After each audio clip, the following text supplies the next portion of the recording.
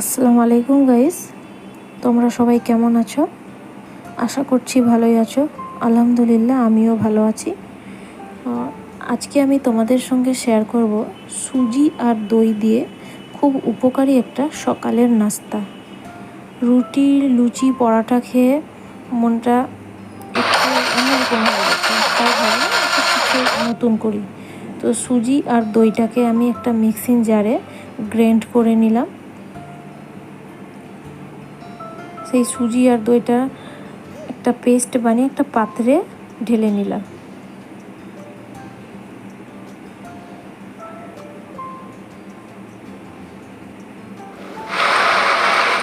এবার দিয়ে দিলাম একটুখানি লবণ, একটুখানি চিনি আর গোটা জিরে আর একটু বেকিং পাউডার আর একটুখানি সাদা তেল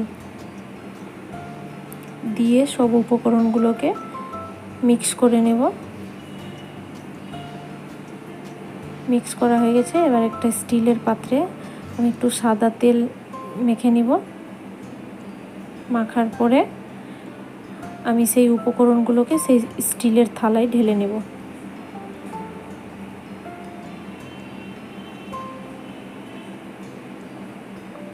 ঢালা হয়ে গেছে।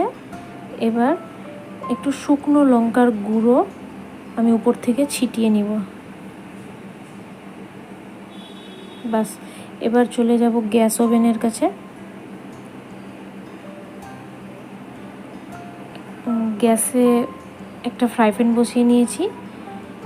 উপরে ফ্রাই প্যানের উপর ঢেলে দিলাম জল। জলের উপরে একটা স্ট্যান্ড বসিয়ে নিলাম। স্ট্যান্ডের উপরে থালাটা বসিয়ে নিয়ে ঢাকনা ঢেকে দিলাম। এবার কিছুক্ষণের জন্য জলটা ফুটতে দিব। জলটা যতক্ষণে ফুটবে ততক্ষণে আমার সেই বাটারটা কিন্তু সেদ্ধ হয়ে যাবে। অনেকটাই কেকের মতো, কেক যেভাবে আমরা সেদ্ধ করি ঠিক সেভাবে। তো এখানে আমার বাটারটা সেদ্ধ হয়ে গেছে।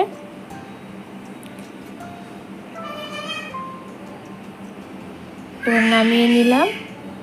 এবার নামানোর পরে একটা ট্রায়াঙ্গেল আকারে বেশ ভালো করে শেপ করে কেটে নেব, পিস পিস করে।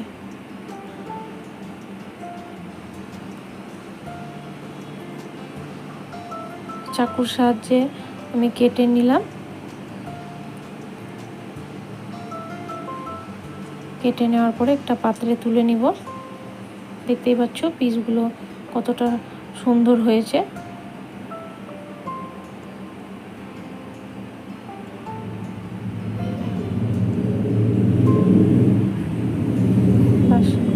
এই দেখো বন্ধুরা, একদম দারুণ একটা কেকের মতো তৈরি হয়েছে। চাইলে আমরা এটাকে পিনাট চাটনির সাথে খেতে পারি। তো আমি একটু, যেহেতু আমার কাছে পিনাট চাটনি নেই, তাই আমি হালকা এটাকে ফ্রাই করে নেব। ফ্রাই করে সসের সঙ্গে পরিবেশন করব।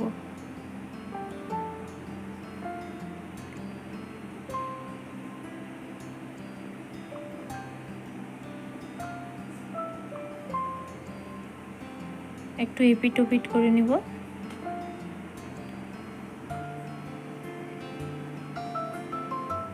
এপিট ওপিট করা হয়ে গেছে। এবার একে একে পিসগুলোকে তুলে নিব। কয়েকটা আবার ছিল, আবারও দিয়ে দিব। জাস্ট একটু হালকা ফ্রাই করে আবারও তুলে নিব।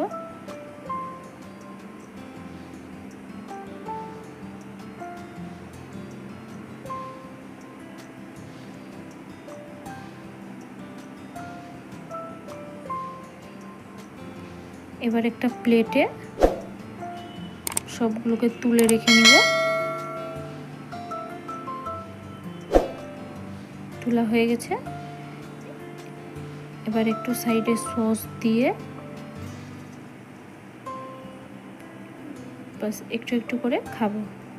এই ছিল গাইস আমার রেসিপি। আল্লাহ হাফিজ।